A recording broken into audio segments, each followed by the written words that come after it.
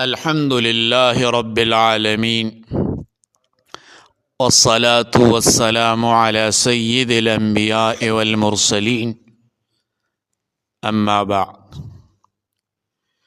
میرے محترم بھائیوں اور بہنوں، السلام علیکم ورحمۃ اللہ وبرکاتہ۔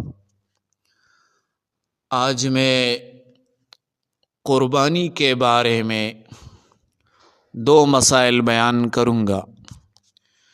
پہلا مسئلہ یہ ہے، اگر آپ نے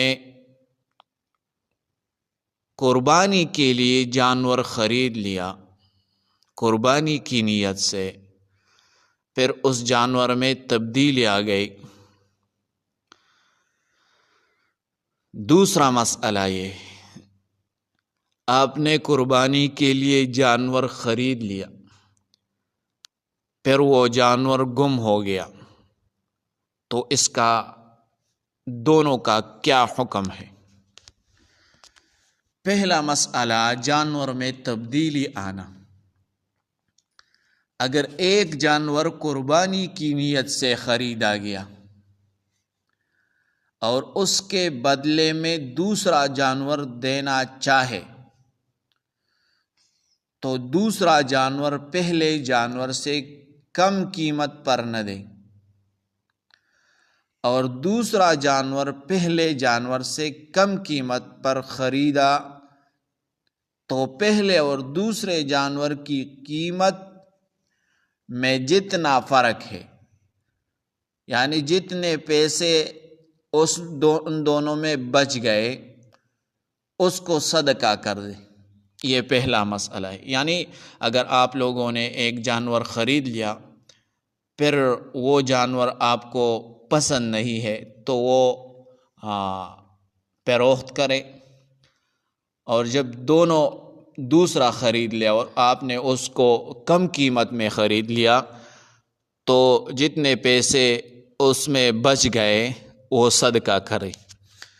دوسرا مسئلہ یہ ہے، جانور گم ہو گیا۔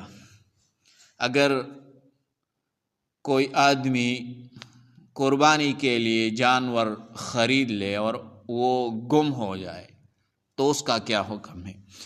اگر صاحب نصاب آدمی نے قربانی کے لیے جانور خریدا اور جانور گم ہو گیا، اور اس نے قربانی کے لیے دوسرا جانور خریدا، قربانی کرنے سے پہلے گمشدہ جانور بھی مل گیا، یعنی گمشدہ جو جانور ہے وہ بھی مل گیا، اور اس نے نیا بھی خرید لیا، اب اس کے پاس کل 2 جانور ہو گئے، تو اس صورت میں دونوں جانوروں میں سے کسی ایک جانور کی قربانی کرنا واجب ہے۔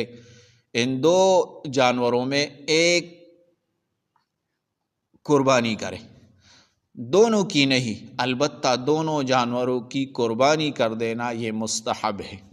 اگر دونوں قربانی کرے تو یہ مستحب ہے، لیکن اگر کسی فقیر نے ایسا کیا تو اس پر دونوں جانوروں کی قربانی کرنا واجب ہوگا، کیونکہ فقیر پر قربانی واجب نہیں تھی، قربانی کی نیت سے جانور خریدنے کی وجہ سے قربانی واجب ہو گئی۔